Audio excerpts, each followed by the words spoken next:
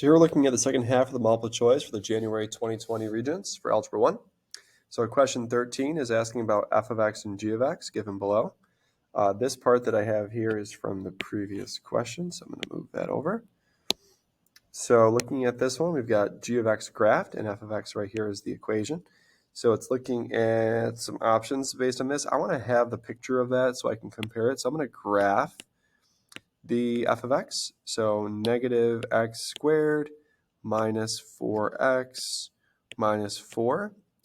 If I can look at them kind of side by side here. Let's see, so the minimum value of g of x, so the minimum value of g of x would be 1, 2, 3, 4, so negative 4. Is that bigger than the maximum value of f of x? I don't think so, because the max here on my graph is 0. So, nope. Do they have the same y-intercept? That could be, let's see, so negative 4 and 1, 2, 3, 4. Yeah, negative 4. There we go. There it is, choice 2. Definitely not the same roots. The root on my calculator, as you can see, is negative 2. And it's not, yeah, they have one of the roots the same, but not the exact same.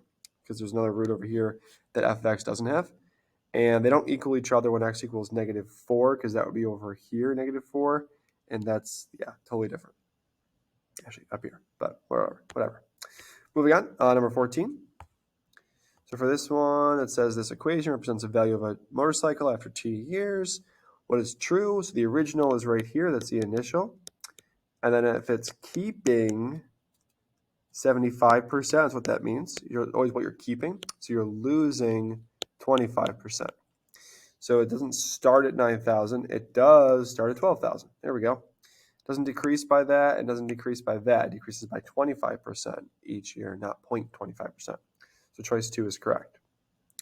Number 15 here, you can't quite tell if it's going to be a nice rational answer or not, because the answer choices, as you can tell, some are rational and some are irrational. So I'm just going to go over here and solve it. So x plus 4 squared minus 2 equals 7. I'm going to add 2. So 9 equals x plus 4 squared. Now, because I have something squared all by itself, I can then do a square root of both sides. So don't forget the plus or minus though. So this is x plus 4 equals plus or minus the square root of 9, which is 3.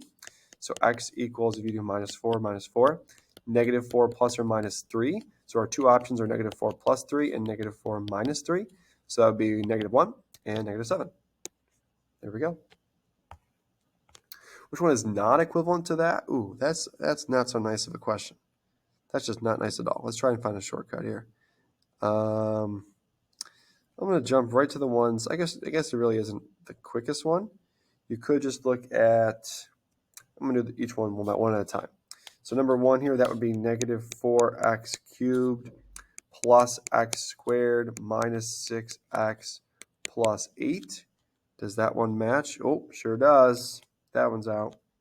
So that's one that doesn't match.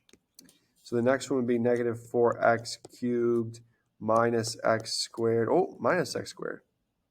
That's a good thing because that doesn't match. It was a plus x squared. So there we go. Done. Got lucky. Moving on. Linear equation cannot decrease by a percentage. That's totally out. Doubling is also, these are both exponential. Because you're multiplying by 0.9 this time and times 2 this time. Let's see, liters of water evaporating from a pool every day. That's linear. That's a constant, right? There we go. Decreases by 1/3, again, is exponential. So that can't be either. The range of this function, well, let's graph it. I was thinking about it. You don't really have to graph it, but I'm going to show the graph.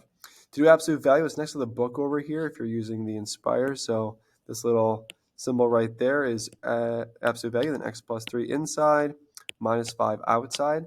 The transformations here are a down 5 and a left 3.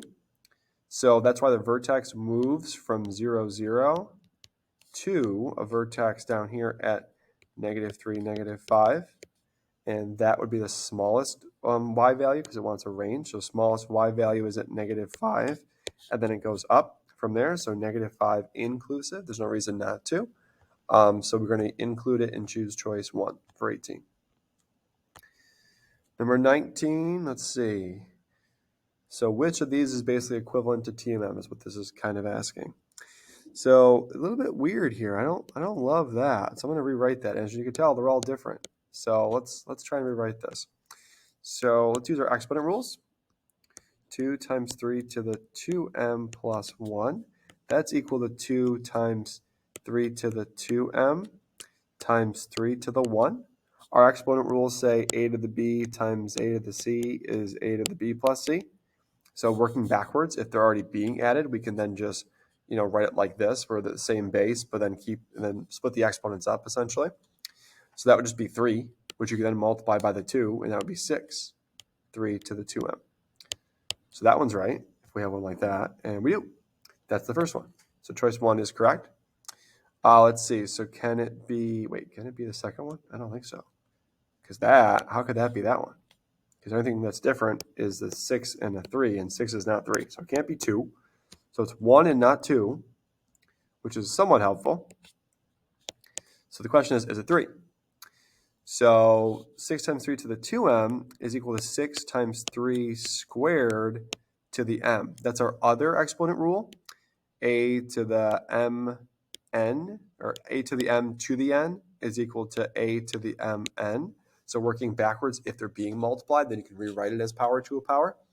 So that is 6 times 3 squared, which is 9 to the m, and then it actually is choice 3. So there we have it, choice 1 and choice 3. Sorry, zoomed out pretty far here. Questions like this are pretty common. Which one's the same solutions? What I've found over doing a few example tests like this is looking for shortcuts. For example, these two match. So if you can just look at the top two and see if those two match, you'd be done. So to get from 3 to -9, that would be times -3. But negative y times -3 is not -3. That would be a positive 3. So it can't be 3. Let's see if we can find another shortcut. This is not going to be equal to that. So the top two match. These two match here. But the bottom two aren't going to, because dividing this by 2 would be that. But this divided by 2 is not y. It'd be 3/2. So that can't be right. Looking at choice 1, this would be times 2 to everything, which looks good for the top ones. The bottom ones would be times -3 to get from 2 to -6. But 3 times -3 is not 9. So it can't be 1. It's got to be choice 2. Because there's from this equation, this is a mess now, that would be times 2, and then that would be times 6. So kind of a mess, but you can hopefully see that one, choice 2, does work. For number 21, what domain is most appropriate for this population of number of days population first observed? Talking about days, and it says what domain is most appropriate to determine the population over the course of the first 2 weeks. So the input, the t, is the days. So domain is number of days. So we're talking about days within 2 weeks. So how many days are in 2 weeks? 14. So from 0 to 14 would be our domain. Okay, it's not just all positive numbers, because it says the domain over the first two weeks. Number 22, this is kind of fun. We've got data, we've got a dot plot, a box plot, and a histogram. Super cool. You've got a calculator that does all this work for you, so why don't we just use it? Let's do that. Let's make a spreadsheet, and let's put the numbers in it. 65, 70, 70. It's a lot of 70s. So 4 70s, couple 80s, 3 80s. The dot plot is pretty easy to check, obviously, especially if it's in order. It's really easy to check that. Make sure that it didn't miss any dots. That would be the only thing I would make sure. 395s, oh, almost did too many. And then 100. So if we go to menu, and actually if we go to home, we can do a new doc here. We can do, I didn't label it. Let's go back and try that again. Gotta label this with something. Let's call it something really specific like data. Really specific stuff. So if we do our data here, here's our dot plot it makes for us with a nice animation. Seems to match, so that looks good. The next one, let's make it into a box plot. So if we go to menu, let's do plot type and do a box plot and watch the magic happen there. Looks pretty good. 70, 80 is the median, 95, and 100. Yep, so that one's good. And then the histogram, I'm not sure if it uses the same interval, so we're going to see what happens with that. But it might. Okay, not the same interval, so we're going to have to do this part by ourselves. So from 61 to 71, so how many is that? So that would be, what is that, 5 of them looks like? That looks right. And then from 71 to 81 would be 3. That looks like 3. 81 to 91 would be 3. And then 4. So it looks good. They're all right. So all 3 are correct. 2 more here. Ooh, sequence, recursive sequence. Think of these as the next now. So starting at 5, the next one is 2 times the previous one minus 7. So to build A4, to get A4, we have to use A1, A2, A3, and then that'll get us A4. So A1 is 5. A2 would be 2 times A1 minus 1. So 2 times 5, or minus 7, sorry. 2 times 5 minus 7, which is 10 minus 7, which is 3. That's A2. A3 would be 2 times A2 minus 7, which is 6 minus 7, which is negative 1. So A4 would equal 2 times negative 1, and then minus 7, which is negative 9. There we go. Polynomial has a leading coefficient of 4 and a degree of 3. So a leading coefficient of 4 can be a little bit confusing because it may not be the first one written down because these are not written in standard form. So we really should think about them in standard form first because that's what we want to look at. And then degree is the highest exponent, the biggest exponent.